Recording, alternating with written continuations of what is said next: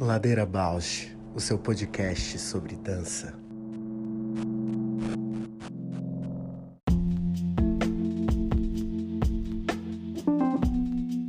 Olá, meu nome é Juliana Zelensky Alves. Sou bailarina, professora, pesquisadora, artesã e artífice da dança na infância. Compor o Ladeira me move porque borra minha presença na escuta do outro. Me identifico, me emociono, e enquanto documentamos todos estes afetos. Olá, eu sou a Paula Petreca, bailarina, professora de História da Dança e curiosa. Eu estou aqui nessa ladeira para encontrar vozes, movimentos, biografias que me inspirem a aprofundar meus gestos sensíveis no mundo.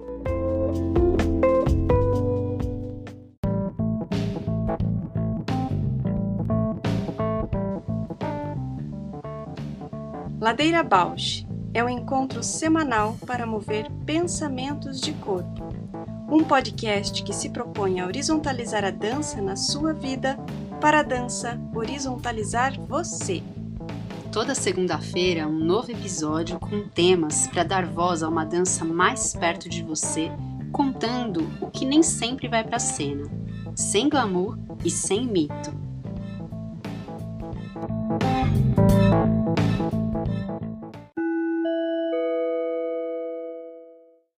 Então vamos lá! Então a gente chegou depois da Malk, né, que veio nesse movimento da mulher, da ancestralidade, e vem então o Maurício Flores, no episódio 30, aqui presente, né, que foi. Sim, ele falou muito de um lugar bem sensível, mas reflexivo também da pandemia, né, de estar produzindo, continuando a dançar mesmo quando tudo diz para não dançar. Acho que isso ficou mais forte para mim também. E do quanto ele estava debruçado nos estudos, né, de povos originários, que permitiu também com que ele transcendesse a ideia do presencial para os vídeos, né? Isso, incrível. Para o material de audiovisual que ele estava propondo e que foi assim. E que ele continua, né? Você viu que ele continua mesmo presencialmente, agora em Portugal, ele continua produzindo os vídeos e uns vídeos lindíssimos do que ele tem feito presencialmente. Propostas uma também. Uma linguagem, né? Sim, despontou aí uma linguagem incrível. Aí vem o 31, com o Marcos Abranches. Foi muito lindo esse episódio. Foi. Quanto a gente aprendeu, né? Um outro tempo também para o Ladeira, uma coragem de escuta e pensar de que o corpo tem diversidade de corpos, né? Formas de falas. De falas e de voz. Do Maurício Flores, a frase mais marcante que ficou: a arte como semente, a arte como desvio para outra realidade. Agora, a arte como política é uma militância também, né? Que acho que o Marcos trouxe muito isso, ele colocar o corpo dele nos espaços institucionais e é uma militância. Exato. E a voz dele, né? As articulações pontuais que ele tem de fala são também, assim, incisivas, né? Por um lugar de fala mesmo, né? Lembro quando ele falou que ele propôs um projeto e o projeto não era aprovado, ele mandava, não era aprovado, mandava, não era aprovado. Ele foi até a secretaria e pensou: olha, tem algum problema com o meu projeto que vocês não aprovam? Lembrei quando ele falou isso, o quanto bem colocado e bem articulado, né? E ó, você está tendo preconceito com o meu corpo? É sobre isso que por isso não é aprovado. Então esse posicionamento, eu acho que isso não é um confronto, não é uma afronta, é uma questão, né? É um questionamento, é uma manifestação política, como ele coloca. Dançar é uma manifestação política, de se colocar ali em frente como um corpo presente. Depois, então, vem o 32, que é o Fredson. E aí a frase é: a dança é universal, a gente se comunica em qualquer lugar do mundo com ela. Muito interessante. Agora que veio essa frase, eu estou trabalhando muito conteúdo de dança moderna com os meus alunos de História da Dança, e esse conceito, né, de universalidade é um conceito muito da modernidade, mas que nós, como brasileiros, que vivemos um classicismo importado, a gente não construiu ainda essas narrativas clássico, moderno, contemporâneo, a gente está nessas pesquisas.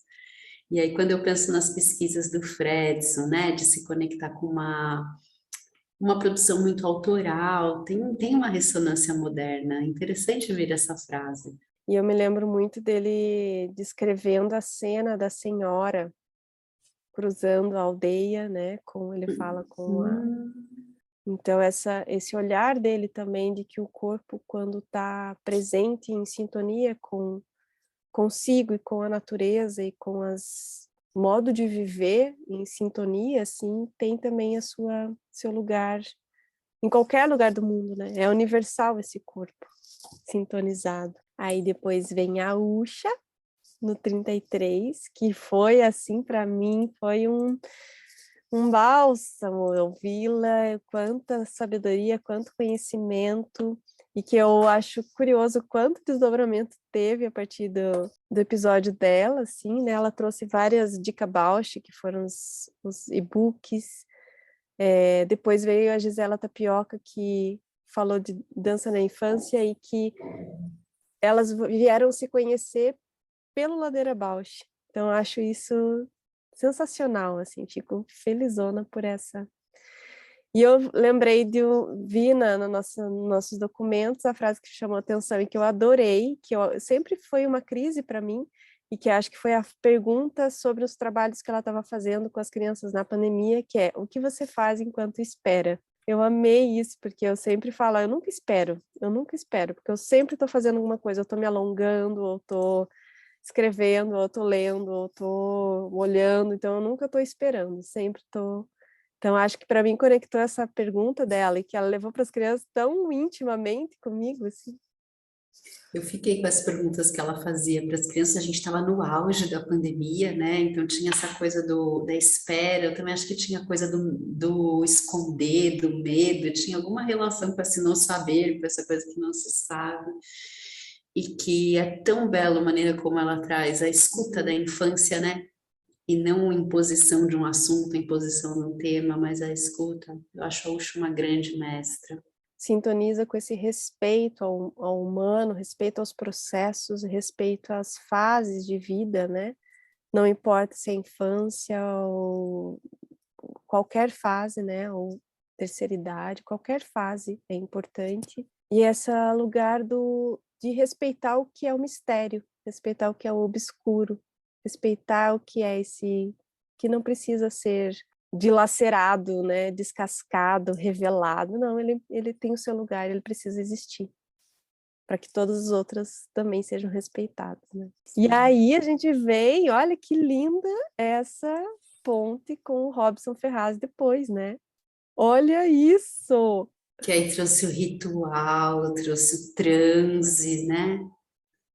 Aí duas frases, até me arrepio, ó. A gente tende a enxergar dança onde não existe. Para mim isso abre um abismo, porque parece que a gente vê dança em tudo, mas ele fala assim, cuidado, a gente tende a ver dança onde não existe, às vezes não é, né, na pirueta que a gente está vendo dança. Eu estava com a pesquisa da capoeira, por essas questões modernas, e aí, bom, né, tem várias discussões das capoeiras, mas aí era um capoeirista de regional, né, mais de arte marcial, assim, que ele falava, no conhecimento afrodiaspórico, muitas atividades, muitos afazeres da vida são ritmados, são musicais, e nem por isso é dança. Aí eu fiquei assim, ó... Toma! A frase é que possamos dançar sendo apenas humanos. Ah! Linda, não, essa é incrível, é. O Robson é muito especial, assim, nessa observação, é dessa antropologia, né? E tem tantas outras, mas eu É, preferi ficar em duas. Depois vem a Sayonara Pereira, para mim. mas eu lembro, assim, no episódio dela, uma resistência em ocupar a universidade com processo de criação, né? E isso, para mim,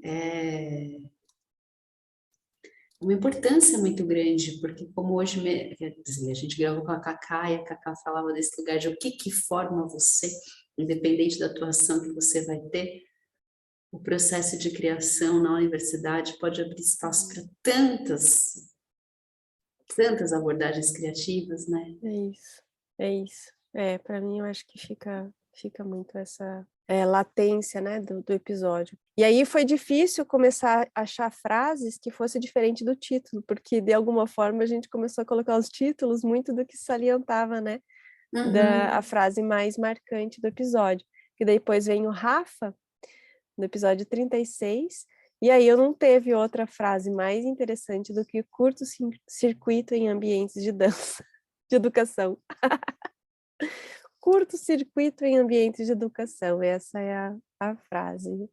Frase, assim, exatamente eu não lembro, mas eu lembro dessa partilha de experiência, né, dele trazer a dança urbana também, né, institucionalizar a dança urbana, ocupar certos espaços.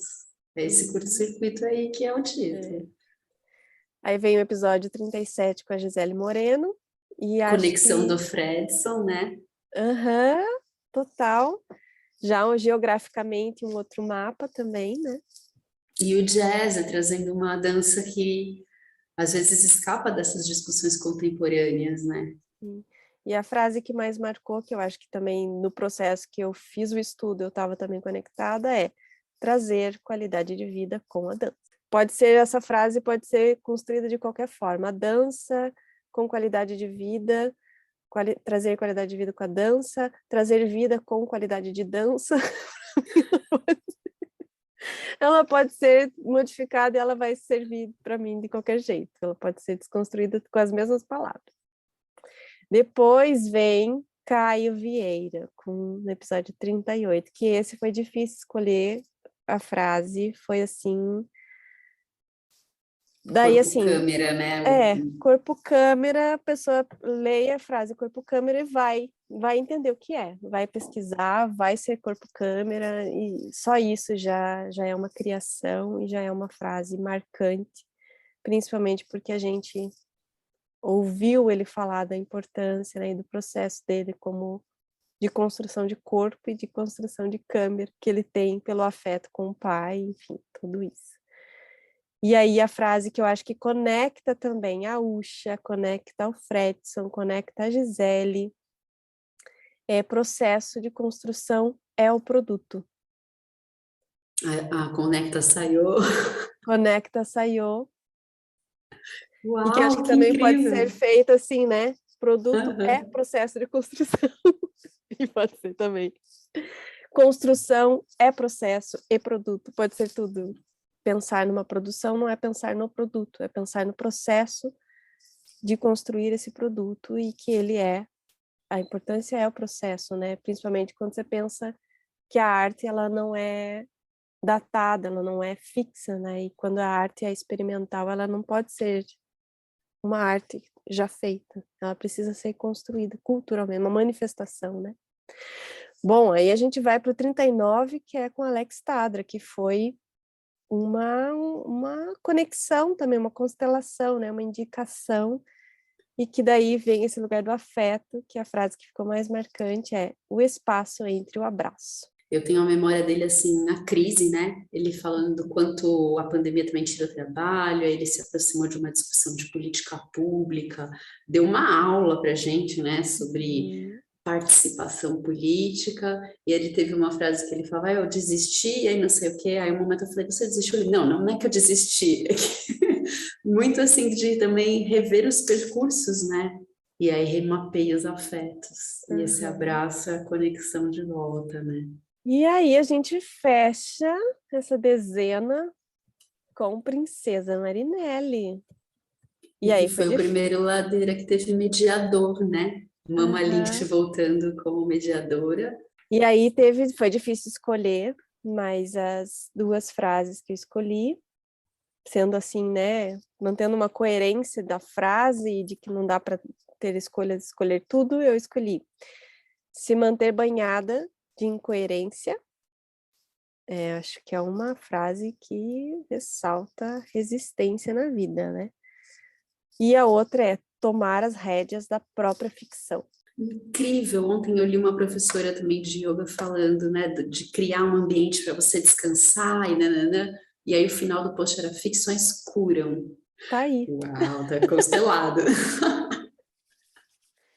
Tá tudo aí, a gente só tá fazendo assim.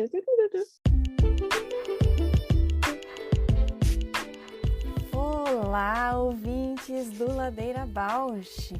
Estamos tão gratas por toda essa escuta. Queremos anunciar que agora temos uma campanha no Apoia-se. Caso queira contribuir com algum destes episódios, nos incentivar a continuar produzindo, entra lá no site do apoia.c/ladeirabausch. Estaremos lá. Beijo a Bausch!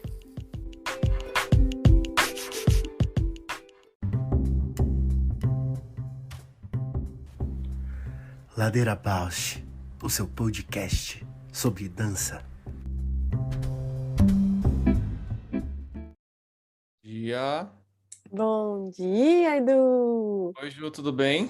Tudo e você? Tudo certo. Prazer, Eduardo. Sou a Paula, aqui de São Paulo. Estou acompanhando aí a iniciativa de vocês. Muito feliz de recebê-los aqui hoje.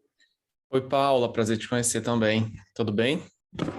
Tudo certo. Ai, que bom, Edu, que você super aceitou e seja bem-vindo à nossa ladeira. Adoro esse nome.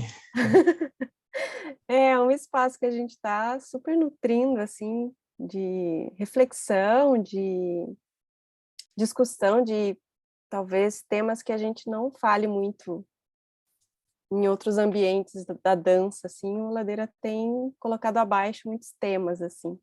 Maravilha. E também levantando pautas super que a gente quer estar, assim, nessa questão de festivais, né? Que acho que é um...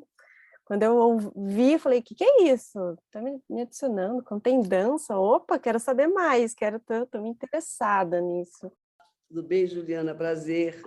Prazer, Sônia, que bom. Oi, Sô! Oi, querida. Bem-vinda, Cândida. Bem-vinda, super agradeço. E acho que a gente pode começar. A gente pede para se apresentarem, né?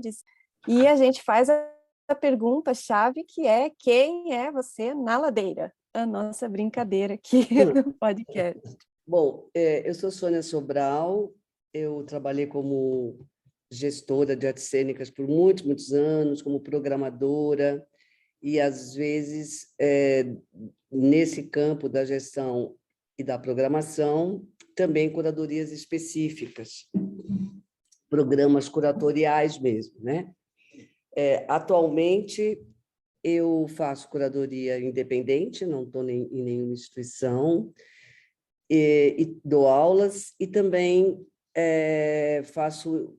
O nome é complicado, não tem um nome muito bom, mas talvez uma interlocução artística para artistas que estão em fase de criação, que me convidam para discutir o projeto já com eles em sala, em estúdio, né? Assim, já começando a produção. Fiquei 17 anos no Itaú Cultural, coordenei com uma equipe, naturalmente, criei, coordenei, co-produzi o Rumos Itaú Cultural Dança.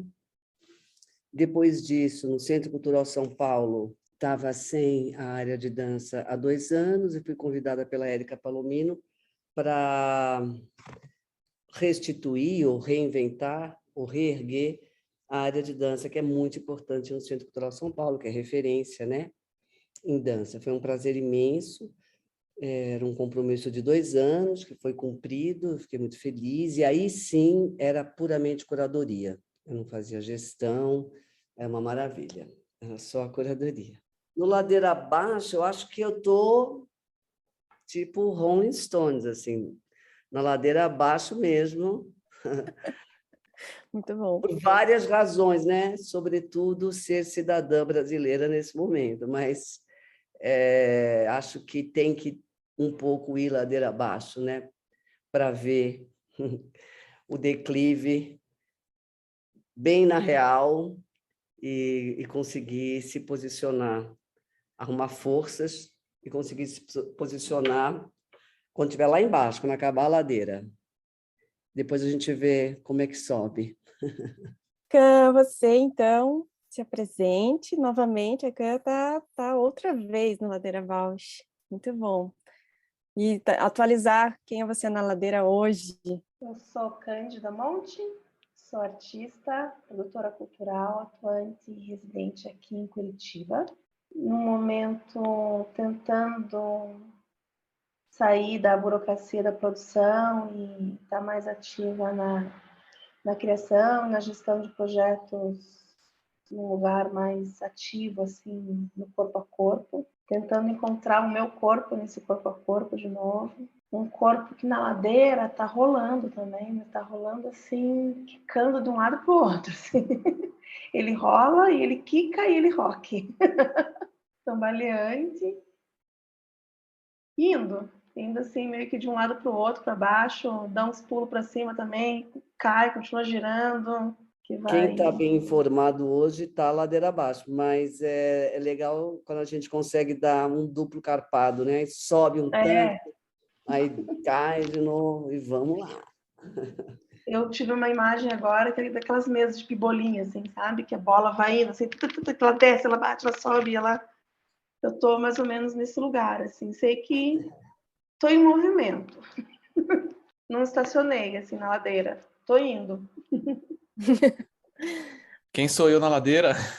Bom, vamos lá. Eu sou Eduardo Simões, sou um cara do interior do Paraná, de Umuarama, mas eu já moro aqui em Curitiba há 20 anos. Desde que eu vim para cá, comecei a fazer teatro, comecei a estudar no Largo da Ordem, no curso de teatro amador, e desde então eu sempre me interessei por artes e também, um pouco mais tarde, depois lá pelo ensino médio, por comunicações também.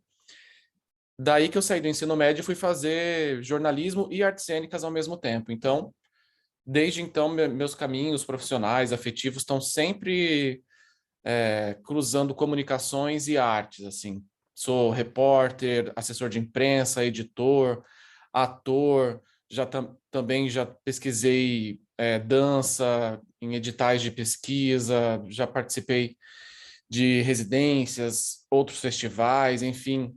Estou sempre envolvido com esses dois lugares assim que me interessam muito, que são as comunicações e as artes. Muito bem. E a gente tá te chamando aqui por conta do Festival Contém Dança. E acho que é bom saber também da perspectiva das outras convidadas, mas a gente pode começar pela tua colocação, né? Diretor do Festival Contém Dança. Qual a relevância desse festival, Edu, no cenário da dança? Ju, eu sou uma pessoa que gosta muito de festivais, assim. Já trabalhei no Festival de Teatro de Curitiba por 5 edições seguidas, na assessoria de imprensa e também em outras áreas do festival. Eu e a Can, a gente ajudou a criar o Festival de Jazz na Ilha do Mel, o Jazz na Ilha, que mudou completamente o cenário da ilha em agosto, que era um período de baixíssima temporada. Hoje já é um dos períodos mais concorridos, junto com Réveillon e Carnaval ali na Ilha do Mel. Já fui para o Junto, em Teresina, trabalhar lá no Festival Internacional de Dança Contemporânea deles. Já me apresentei no ICEU, Interação e Conectividade, em Salvador. E fui outras vezes também só para acompanhar. Então, eu adoro festivais e adoro o movimento que ele cria na cidade e entre os artistas também. E eu percebi que aqui em Curitiba, embora a gente tenha artistas incríveis da dança contemporânea, um público interessado, e o lançamento da programação do Contém Dança mostrou isso, que já tem oficina esgotada, já a movimentação atrás das ações está bem grande. Então a gente tem público, tem artistas, e faltava, embora a gente já tenha algumas mostras, encontros e outros festivais de dança, esse lugar da dança contemporânea mesmo, de reunir esses artistas, trazer outras pessoas aqui para Curitiba para trocar com os artistas que a gente tem aqui, que são importantíssimos, vários e várias. Depois de, principalmente para o Junta em Teresina e para o IC em Salvador, que eu queria um lugar assim para Curitiba também, que Curitiba merecia esse espaço, os artistas daqui, as artistas merecem esse espaço e o público também. Então, foram alguns anos tentando esse festival e agora finalmente vai acontecer. Eu estou bem feliz. Tô com uma galera super legal me ajudando na produção, na curadoria. Enfim, o El Guit na direção de produção, a Cacá Bordini na produção geral, Renata Zunini e Jaciara Rocha também na produção, a Cândida Monte e a Sônia Sobral como curadoras. Então, assim, é o meu primeiro grande projeto como produtor, propondo um projeto, sabe? Eu não costumo não estar nesse lugar da produção normalmente, tanto que agora estou também na direção artística, que é um lugar um pouco mais de definir o conceito do que vai acontecer, e tenho pessoas incríveis na produção me ajudando. Mas para mim está sendo uma novidade também estar nesse lugar assim, de proponente de um evento um pouco maior do que os que eu já propus, né? Já participei de eventos maiores, o Festival de Teatro talvez seja o maior que a gente tem aqui em Curitiba, né? Mas assim, tem uma responsabilidade grande e estou bem feliz que vai acontecer. Eu também, já estou inscrita aí nas oficinas. Eu vi. Sobre essa questão da dança e especialmente o festival acolher, né, linguagens de dança experimental, de dança contemporânea, de pesquisa em dança. Quando eu estava me formando em jornalismo, eu fiz um projeto de conclusão de curso que era um videoblog, vlog que chamava na época, eu acho. E aí eu entrevistava artistas para falar sobre trabalhos e também sobre políticas culturais. Assim, eu lembro que eu entrevistei a Sueli Araújo, que era minha professora na FAP, e ela naquela época falava que o Estado precisava sim investir na arte, era um investimento na cultura, porque não era um produto comercializável ou que vá ter um lucro. Então, é muito difícil que isso ocorra sem um incentivo público. E desde então eu tenho percebido assim que desde aquela época que eu me formei lá em 2008, 2009 e concordava demais com a Sueli, eu tenho concordado cada vez mais, porque desde então o incentivo só foi diminuindo, assim. Naquela época, a gente já lutava por mais incentivo, a Sueli já falava isso numa perspectiva de precisamos mais incentivo para a cultura, o Estado precisa olhar para isso e incentivar essa pesquisa, essa criação, esses movimentos, porque também geram emprego, geram movimentação na economia local, em outros lugares, assim, indiretamente movimenta a gastronomia, movimenta a hotelaria, movimenta uma série de outros setores econômicos, assim, um investimento que o Estado faz nisso. E naquela época eu lembro que a gente tinha a Funarte, a gente tinha grandes editais da Fundação Cultural de Curitiba, a gente tinha outras coisas acontecendo, a gente viajava, tinha amigos que viajavam circulando o país, circulando fora do país, iam pesquisar em outras universidades Brasil afora. Tinha um movimento assim considerável, mas ainda a gente considerava também que era baixo, precisava mais. E aí só foi diminuindo, né? A gente só teve uma regressão desde então. E a única coisa que eu posso dizer é precisamos sim desse incentivo público de políticas culturais, precisamos eleger pessoas que estejam pensando nisso também e que colaborem para o Profice, por exemplo, foi um movimento muito forte de muitos anos da classe cultural, dos artistas, lutando por uma lei de incentivo estadual que a gente não tinha ainda. E agora o festival ele é realizado justamente pelo Profice, né?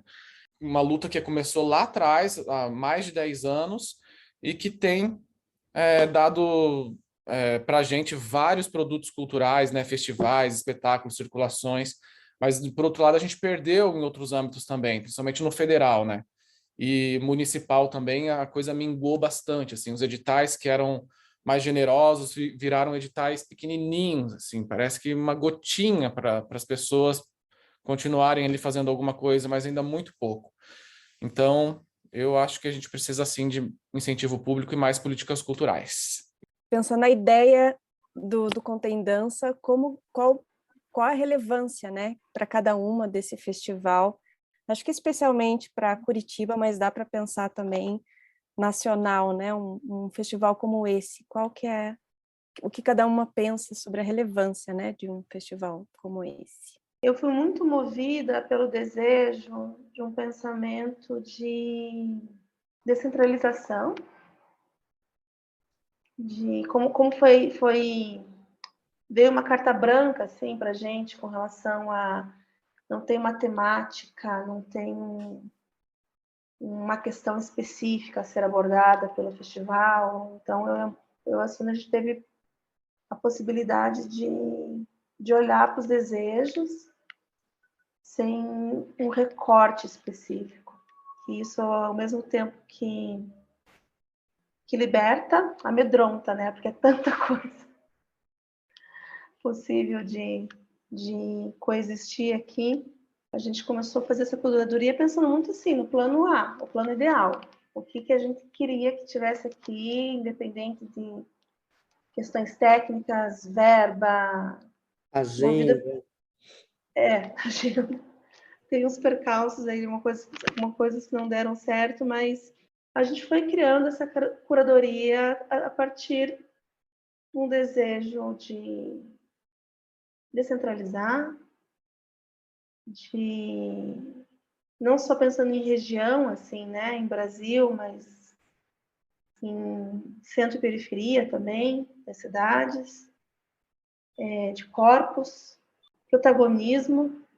Isso foi acontecendo de uma maneira muito orgânica e intuitiva, assim.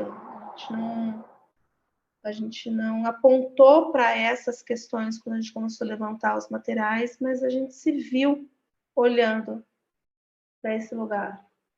Acho que foi uma curadoria onde as coisas caminharam juntas, assim, sem delimitar, né? Sem contorno, mas os contornos foram sendo dados à medida que a gente foi ocupando os espaços, assim, que os trabalhos foram surgindo e ocupando os espaços.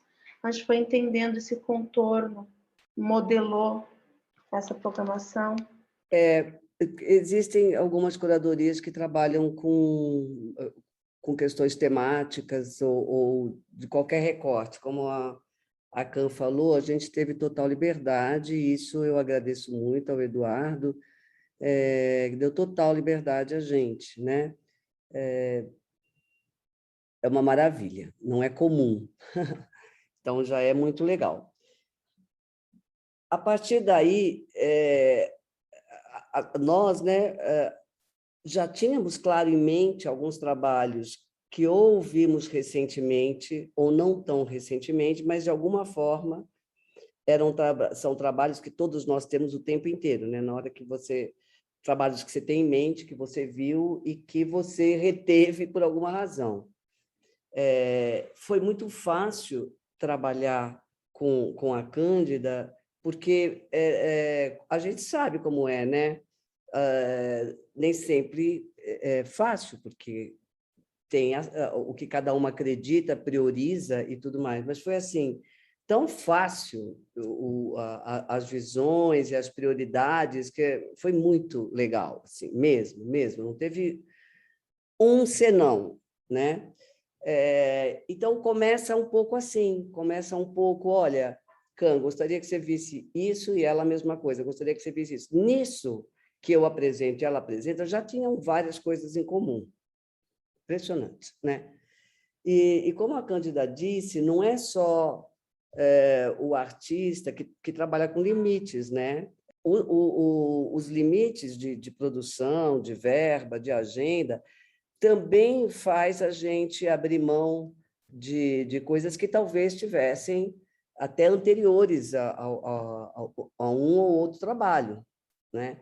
Então, assim, local de apresentação, relações com instituições que dão mais ou menos certo do que se esperava, agenda de artistas, valores, embora eu nem acho que o Contém Dança trabalhou com valores muito abaixo do mercado, porque está tão ruim em todo lugar que ele consegue estar na média, né?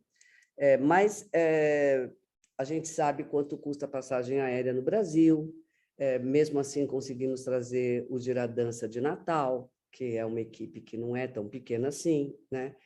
E a gente não trabalhou assim, um de cada região, ou de cada, sei lá, das invisibilidades, tem que ter isso, tem que ter aquilo, tem que ter... Não, mas na nossa parabólica já tinham esses trabalhos, porque são trabalhos que a gente presta atenção por tudo que somos, e acreditamos e queremos, né? Mas não teve cota. É isso que eu quero dizer, né? E com o contexto que a gente tinha, que dentro de tudo isso que eu falei, estou chamando tudo isso que eu falei de contexto, tem 2 trabalhos do Piauí, tem um trabalho de Natal, 2 trabalhos de São Paulo, trabalho de 3, na verdade, né, com a Maria Eugênia. trabalho naturalmente de Curitiba. Quando a gente diz esse descentralizar, é também muitas vezes a maneira de fazer dança contemporânea, né? Não é só geográfico, porque assim há tantas maneiras de criar quantas, né, forem criadas, né?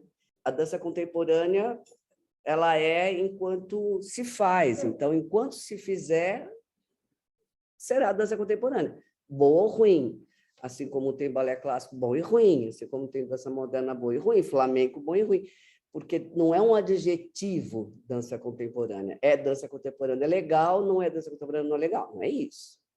Tem muita dança contemporânea de várias qualidades, assim como tudo na vida, né? Quando eu olho assim a programação, o que eu vejo essa multiplicidade de maneiras de pensar dança. E eu acho que isso é o mais importante. E a questão de trabalhos de Natal, do Piauí, de outros lugares, tem a ver com a dificuldade dos artistas de circularem, né?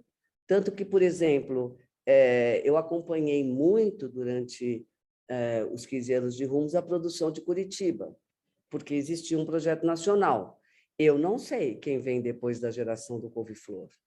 Eu não conheço, eu desconheço, justamente porque os trabalhos no Brasil, porque também é um país muito grande, circulam muito pouco, né?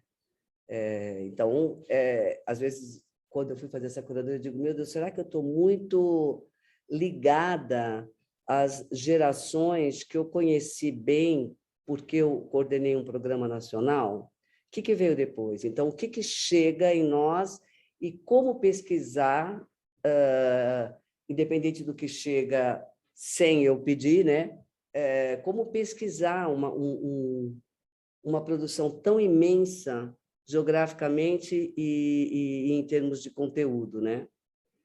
E o que vai ajudando, o que a Cândida me mostrou que eu não conhecia e vice-versa, talvez ela tenha me mostrado mais do que eu a ela, por conta da produção de Curitiba, né? Que naturalmente só pode, né? Ela conhece melhor do que eu. Então, assim, a princípio é isso. Assim, eu olho e penso que é uma mostra que eu iria ver. Claro, né? Se eu não fosse, estaria alguma coisa errada. Se eu não gostasse dessa programação. Vocês citaram um pouco essa minha curiosidade, vocês falaram um pouco dessa metodologia, como seria uma metodologia de pensar a curadoria, assim, né? De construir. Vocês falaram dessa troca entre o que uma viu e o que a outra viu, e pensou geográfico também, de centralizar, né? Vocês conseguem hoje, por exemplo, perceber se houve, assim, se tem alguma característica que vocês firmaram? Claro, acho que aqui é um método interessante, foi uma estratégia interessante de tangenciar o pensamento, né, da curadoria do festival. Refletindo agora, né, sobre a pergunta, isso nunca levantei isso como uma questão, mas quando eu olho para o que foi curado, entendo aqui o meu fazer artístico na cidade, que se movimenta há muito tempo em criar contexto de troca, em criar contexto de rede, entender, por exemplo, 20 Minutos.mov, que é o programa de residências que eu coordeno há 12 anos, ele vem muito do interesse, do desejo de seguir fomentando a dança em Curitiba para justamente continuar acontecendo dança em Curitiba e eu continuar tendo parceiros de trabalho. Porque depois que o Couve-Flor se encerrou as suas atividades enquanto coletivo, eu me senti muito órfã, assim, né? Porque todo mundo foi embora, eu também fui, mas quando eu voltei, eu falei, com quem que eu vou trabalhar, né?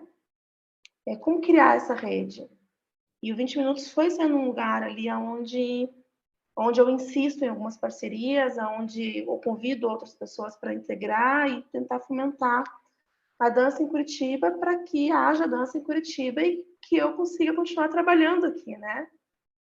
E quando eu olho para essa curadoria, eu também vejo esse lugar, sabe? De que parcerias, que pessoas, que artistas que eu quero investir trazendo para cá,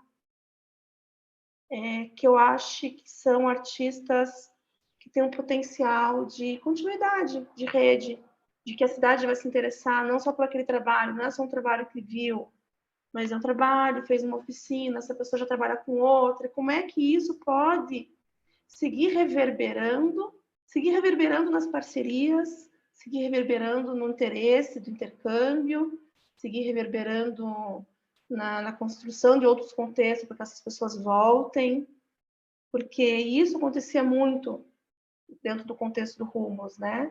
Que era criar um contexto para que ele gere mais contexto, que ele gere mais um outro contexto, e isso vai alimentando, né? Se dá um passo, daí você coloca uma pedrinha ali, daí você dá um outro passo naquela pedra, coloca um outro passo, e vai trilhando um caminho que é uma construção também coletiva, o encontro.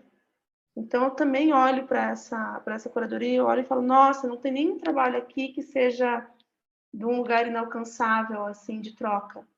Nenhum lugar que seja só para contemplar. Nenhum trabalho que seja só para contemplar. Também é. Mas tem outra camada por trás disso, que é a do interesse por seguir alimentando e reverberando.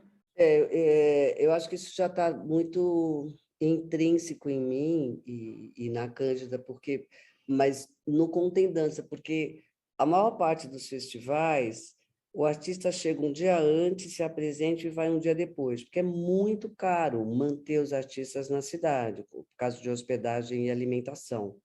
Então, esse é o mais comum. Os artistas ficam 3 a 4 dias num festival de 10 dias, 9, 8 dias, né? E essa opção do Contendança foi uma opção do Rumos também. A gente mantinha cerca de 100 artistas por 9 dias. É muito dinheiro. É claro que o Itaú Cultural tinha verba para isso, mas poderia fazer outras ações com a verba de manter cerca de 100 artistas em São Paulo. Podia fazer outras plataformas, dar mais bolsas, etc. Mas eu também acredito no encontro. Muita coisa sempre acontece, né? O Zé Celso fala nada mais revolucionário do que o encontro. Sempre acontece. Tem coisas que a gente vai saber que aconteceu por conta das pessoas estarem em Curitiba por uma semana, a gente vai saber daqui a um tempo. Acontecia muito no Rumos. Depois de mais de um ano, falava, você sabe, né? Desde eu casei com ele no Rumos até criou-se o Conexão Dança, por exemplo, uma plataforma das 3 cidades durante o Rumos, porque você via a pessoa num dia, escutou ela falar, no outro dia se encontrou no café, no terceiro dia não sei o quê, criou uma Conexão Dança, uma mostra entre os 3 estados da região sul. E a gente, às vezes, nem fica sabendo o que acontece. Então, assim, só de oportunizar as pessoas a ficarem juntos já é uma ação muito poderosa, muito poderosa. Aí, fora isso, de falar do próprio campo da dança, né? Os artistas poderem estar juntos vários dias, ver o trabalho, ter a oportunidade de sentar e depois de conversar sobre o que viu, etc., tem toda a questão com o público. Quer dizer, o que o público vai ver e que ele não veria se não fosse o Contendança, né? Isso é muito legal para, tomara, ampliar as definições que as pessoas têm sobre arte contemporânea, sobre dança contemporânea. Mas isso é uma batalha não só da dança, não só da dança contemporânea e não só desse festival, né? Como é que... Porque para dialogar com o público, mais do que tudo é o próprio trabalho, é a própria obra, né? Não são todos que permanecem e vão nas oficinas, isso é mais mesmo para estudantes de dança, para artistas de dança, para profissionais de dança e o público. Então, ele poder voltar e assistir um outro e falar, bom, dentro disso que chama Contendança, tem tantos modos diferentes de fazer que essa definição tem que ser larga também, né? Do que é arte, do que é arte contemporânea, do que é dança contemporânea. É isso que a gente espera, porque dialogar com o público é um grande filézão, assim, um projetão. É difícil para qualquer um, porque é muito heterogêneo, você não sabe se você vai ver de novo, o que você faz para fazer uma mediação melhor. Muitas coisas já foram tentadas, conversa antes do espetáculo, conversa depois do espetáculo, né? Depende do desejo desse público também, do tempo que ele tem, da disponibilidade, da abertura, porque não só o público, mas, em geral, todos nós, humanos, a gente procura aquilo que reforça o que a gente já sabe. Tipo, o que a gente quer ver, deseja ver, geralmente é uma reiteração do que a gente gosta e acredita. Então, isso é muito humano, né?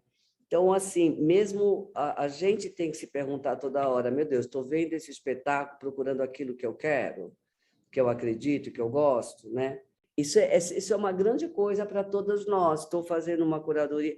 É óbvio que eu não posso colocar numa curadoria algo que eu não acredito, né? Naturalmente. Mas, assim, quais são os riscos que a gente solicita tanto dos artistas que a gente faça como curadora, né? Tem muito risco, tem pouco risco, né?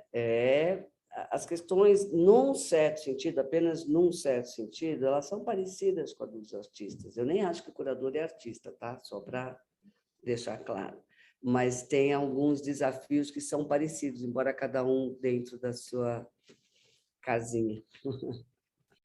Muito interessante você citar agora essa questão do risco, né? E com a tua fala e até a da Can, essa volta à primeira pergunta da relevância, né? Além da apreciação das obras, além do encontro dos artistas, essa fricção entre público, fazeres de arte diferente de outras localidades, de outros artistas, e esse fomentar, né, de pensamentos de corpo, pensamentos de dança, que espalha, né, pulveriza aí para outros lugares e faz essa troca. Então, acho que, para mim, ficou essa reflexão da relevância de um festival como esse, que tem o pensamento de centralizar as ideias, de pensar, né, modos diversos de dança, e esse risco, né, que às vezes pode acontecer.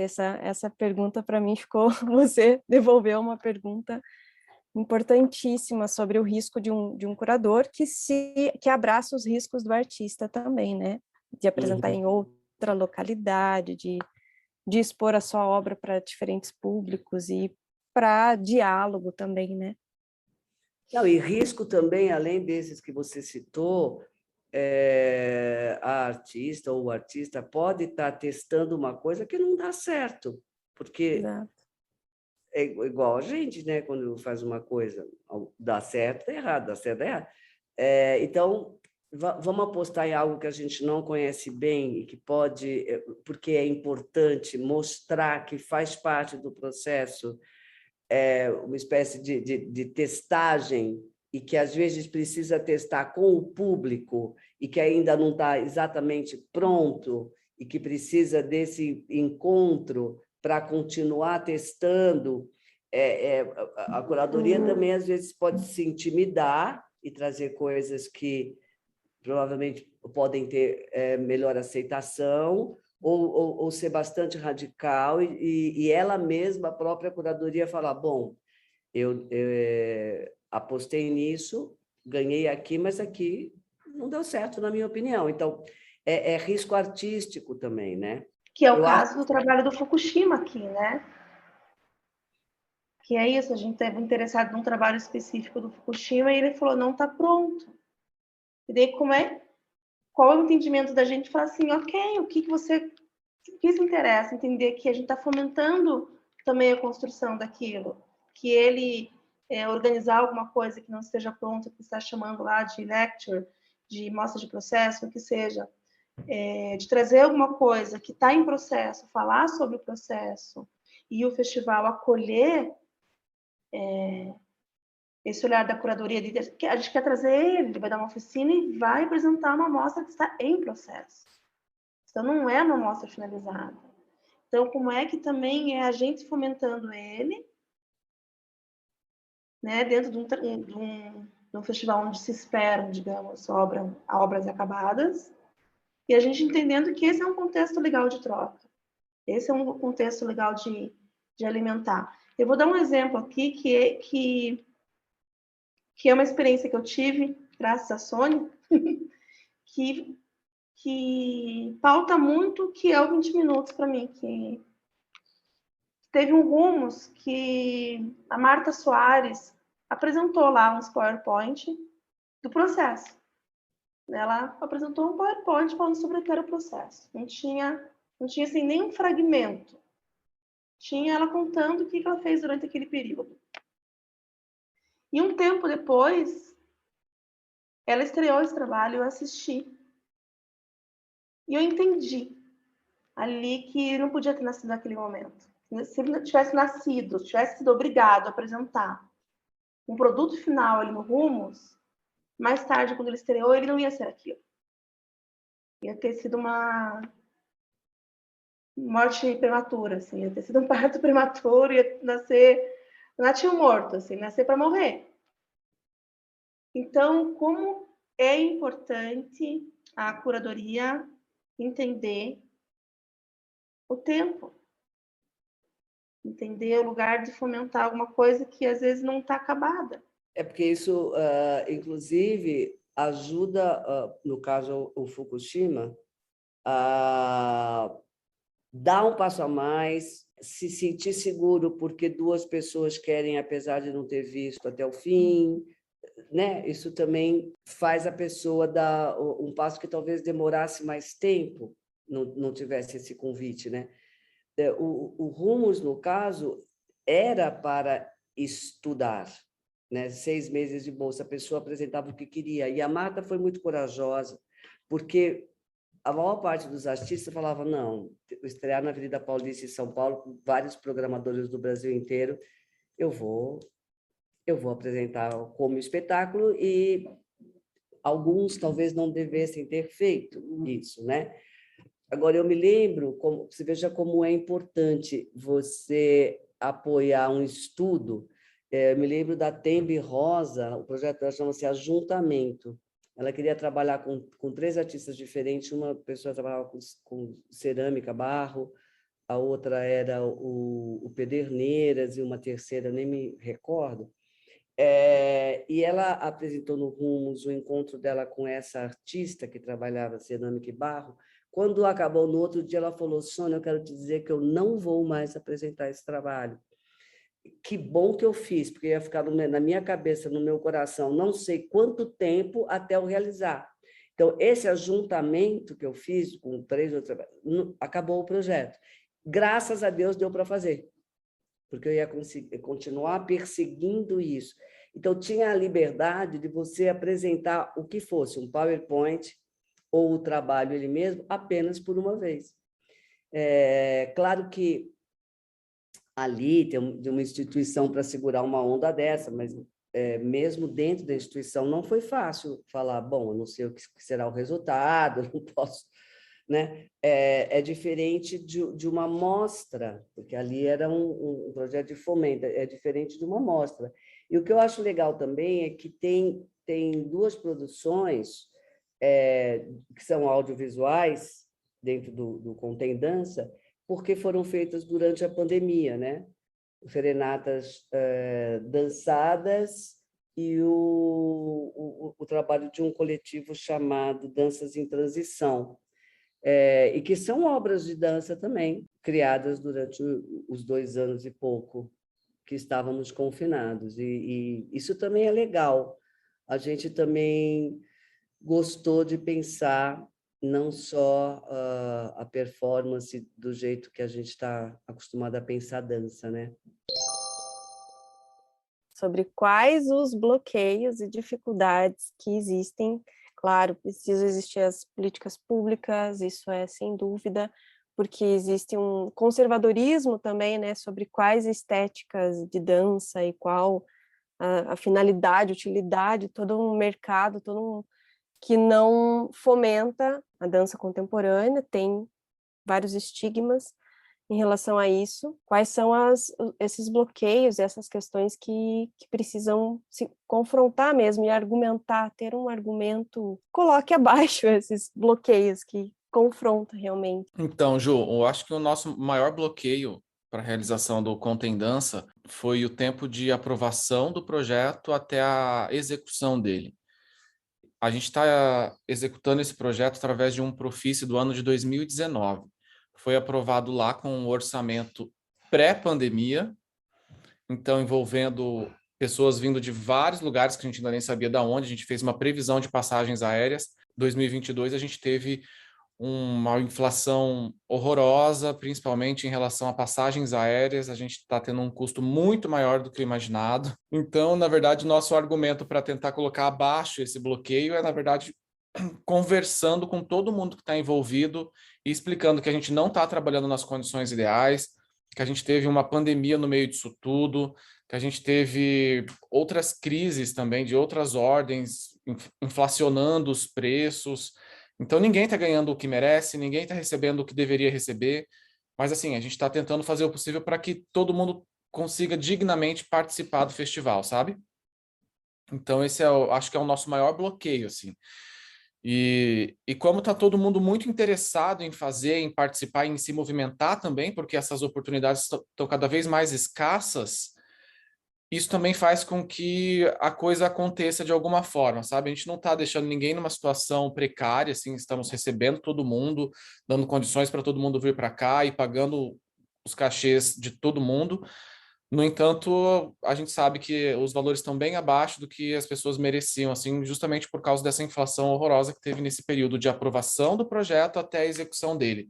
Porque a gente tem um tempo, desde que você escreve até que o Profice, a comissão avaliadora, aprova esses projetos. Depois de aprovado, a gente tem um tempo para captação ainda. No meio disso tudo, teve a pandemia, que inviabilizou que se fizessem projetos presenciais. A gente queria fazer esse encontro presencial, até porque já estava todo mundo meio estafado de encontros virtuais, então a gente teve que esperar um pouco mais. Então, dentro aí de tudo que a gente teve que equilibrar, vai acontecer, assim, mas a gente sabe que não numa condição ideal. Eu imagino quanto que tenha sido um tempo também de muito amadurecimento da ideia mesmo, né? Porque são aí 3 anos, 4 quase, de você escrever, poder, né? Então, existe uma temporada aí de muito amadurecimento e reajustes, né? A possibilidade dele existir é muito pelo afeto, né? Eu acho que ele se apresenta isso tanto no modo como ele chegou, né? Está se apresentando, está sendo viável, está sendo possível, da relação de quem está integrando a produção, a realização do festival, e que eu acho isso tanto muito bonito e muito pertinente falar disso, e o quanto isso também implica num modo de pensar a dança e um modo de políticas públicas que é limitador também, né? Por que a gente só consegue trabalhar só com quem confia na gente, com quem tem afeto? Porque a gente quer expandir essas relações, né? A gente quer também poder oferecer melhores condições para quem é do nosso laço afetivo, né? Então, de longe é o melhor, e vocês estão fazendo o melhor desse pré-produção, assim, já está anunciando que vai ser um festival incrível e que espero que cresça e tenha aí todos os anos. Que bom, a gente também espera fazer mais vezes, só que é isso, é muito difícil, então já não tem uma próxima edição planejada. Não tem ainda, então não sei quando seria essa próxima edição. Então, o que eu diria, aproveitem bastante essa, vamos aproveitar essa, e a partir do que acontecer, a gente vê a força que tem mesmo e tenta fazer acontecer outras edições, que eu acho que realmente vai ser legal e precisa mesmo acontecer mais vezes. E essa equação do afeto a gente tem que equilibrar sempre, né? Para você também não se aproveitar desses afetos e acabar oferecendo condições precárias de trabalho, assim. É claro que o festival acontece muito pelo afeto, pela confiança que todo mundo tem um no outro, e a coisa vai se fazendo do jeito que dá, sim, para fazer, mas a gente também não pode abandonar a questão econômica das pessoas, né? Todo mundo precisa sobreviver, pagar suas contas, é o trabalho de todo mundo, né? Então a gente precisa respeitar também essa equação assim de somos muito próximos, a gente se ama, é uma equipe que trabalha no afeto, mas também precisa ter uma condição mesmo digna de trabalho. Mas eu queria trazer uma pergunta. Eu estou numa cidade que é vizinha a São Paulo, São Bernardo, e aqui em toda a região do ABC, né, com várias questões que eu acho que são bem relacionadas com o contexto do país, né, então a gente ainda tem na região uma companhia de dança, que é a Companhia de Dança de Diadema, que durante quase 20 anos teve um festival chamado ABC Dança, né, nessa estética contemporânea, sempre patrocinado pelas prefeituras. E nos últimos 4 anos, as prefeituras deixaram de patrocinar esse festival, o SESC abraçou, então teve algumas edições com patrocínio do SESC, e acho que isso é bem sintomático de como o poder público aqui na região tem olhado para a questão da dança contemporânea. E aí, principalmente quando eu escuto o Eduardo no início, né, falando que sentia que Curitiba precisava de um festival com esse espaço para dança contemporânea, eu me pergunto se vocês sentem que né, claro que tem uma classe artística que deve estar sedenta desse festival, né, mas qual é a relação com a sociedade também que vocês esperam, com, né, uma camada cidadã de Curitiba, quando trazem uma iniciativa dessas? Bom, eu estava pensando sobre essa conexão que o festival pode fazer com a cidade mesmo, e aí a linha curatorial ela pode trazer esse diálogo, ela pode propor esse diálogo a partir de vários lugares possíveis para dança na cidade, né?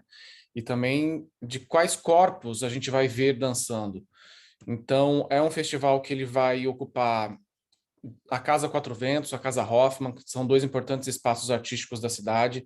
Ele vai estar também na Cinemateca de Curitiba, exibição de filmes, conversas sobre os documentários, e também no Parque Barigui e na Praça Rui Barbosa, que são espaços públicos. O Parque Barigui, um dos principais pontos turísticos da cidade. Como a Candice, a curadoria foi sendo feita intuitivamente, mas ela se coloca em vários espaços da cidade, dando oportunidade para que vários públicos tenham acesso, ainda que sem saber direito o que está acontecendo, mas propiciando para pessoas de vários lugares a possibilidade de entender um pouco mais sobre a dança contemporânea, o que é aquilo que está acontecendo, que corpo é aquele, ir atrás um pouco mais desse assunto, sabe? A partir dos espaços que a gente coloca o festival também, a gente propõe esse diálogo com a cidade. Mas também penso que o festival é muito para que os próprios artistas se fortaleçam, para que a gente se reconheça nesse lugar da dança contemporânea e fazedores de arte, como a Can se identifica e se coloca, para que a gente veja que tem mais gente fazendo, tem mais gente interessada em fazer, tem mais gente querendo fazer, e o festival também propõe espaços de troca profissional, assim, para que a gente consiga desenvolver outros projetos, se encontre, que legal essa proposta, vamos fazer alguma coisa e já possa também indicar outros projetos que possam vir, sabe?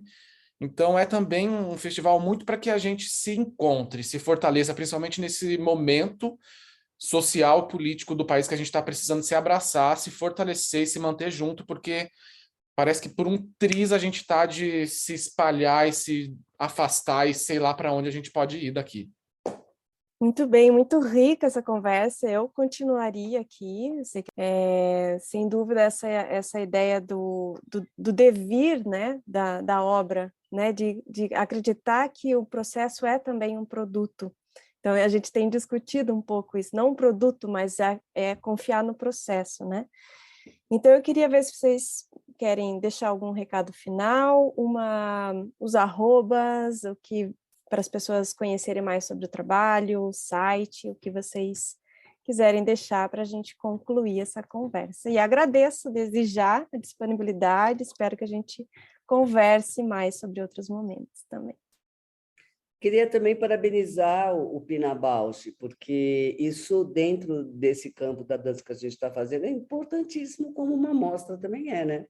Então, estamos juntos aí, cada um uns 20 minutos, tudo é importante. E nada é mais importante que o outro, precisa de tudo isso. Só agradecer o convite, é sempre bom trocar, sempre bom estar entendendo o que estão fomentando aí. Vamos lá, então. Queria convidar todas e todos para participar do Contem Dança, Festival de Dança Contemporânea de Curitiba, de 10 a 15 de outubro, em vários espaços da cidade. Mais informações no Instagram, @contemdança, ou pelo endereço bit.ly/contemdança. A programação é toda gratuita. Curitiba vai receber artistas de várias partes do país. Tem do Piauí, do Rio Grande do Norte, de São Paulo, de Santa Catarina, aqui mesmo do Paraná.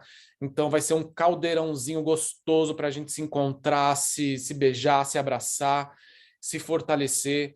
Quem não tiver em Curitiba também vai ter acesso a uma transmissão que a gente vai fazer de conversas com artistas que vão estar na programação, no programa de auditório chamado Corpo Alerta, um programa sensacionalista que vai falar de assuntos sérios, mas também vai falar de fofoca, da vida das pessoas da dança contemporânea, o que fazem essas pessoas, como estão sobrevivendo nesse momento todo.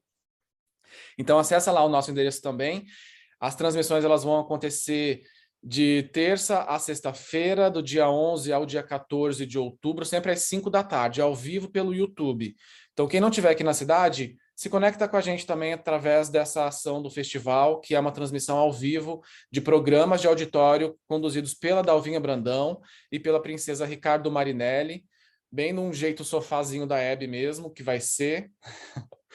Então, a gente quer muito que a gente se encontre mesmo e troque, que esse festival continue, mas que a gente faça, principalmente dessa primeira edição, um abraço em nós mesmo, assim, que a gente puder também abraçar a cidade, mas vejo que principalmente é um abraço entre nós, da dança contemporânea, da arte contemporânea, artistas de outras linguagens também. A gente vai ter ações também compostas por gente das artes visuais, da música, do cinema. Então, é um festival também que se abre para as outras linguagens e para a arte em geral, porque a gente está sendo atacado enquanto artistas, seja lá de que área for, né? Então é um espaço para todo mundo que é artista se fortalecer e trocar com todo mundo que vai estar participando desse evento. Eu quero muito agradecer a Cândida Monte, que é uma pessoa que eu tive a sorte de encontrar na Faculdade de Artes Cênicas. Me aproximei dela ainda na FAP, no curso de interpretação teatral. Ela fazia direção, mas a gente estudou alguns anos juntos. E ela me abriu muito para essa possibilidade de eu poder propor os meus projetos. Eu havia fazendo os projetos dela junto com o Neto Machado, com a Stephanie, com a galera ali do Couve-Flor, com quem eu também fui trabalhar bastante depois. E aquilo para mim era um mundo completamente novo. Eu era muito novo na época também, 16 anos, tinha acabado de sair do ensino médio para a faculdade, então eu via esse pessoal trabalhando e fui entendendo como se trabalha a partir desse contato com eles. E a Cam me abriu muito esse universo da dança contemporânea, assim. Através dela eu conheci pessoas maravilhosas e também descobri que era possível criar as minhas próprias ideias, escrever, colocar no papel e mandar para uma lei de incentivo para aprovação e esperar a sorte de ser aprovado, enfim. E muitas vezes eu tenho feito isso, várias vezes deu certo, muitas outras não deu certo, mas eu agradeço muito a Can, que está comigo hoje nesse projeto como curadora e quem eu admiro muito, por me abrir essa possibilidade assim de fazer os meus projetos, de ser autônomo e propor e fazer, e ela realmente é uma fazedora inspiradora.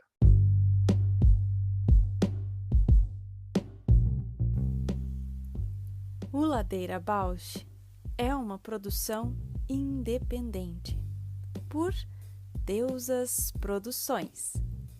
Curadoria, gravação, edição de som e capas por Juliana Alves e Paula Petreca. Voz da vinheta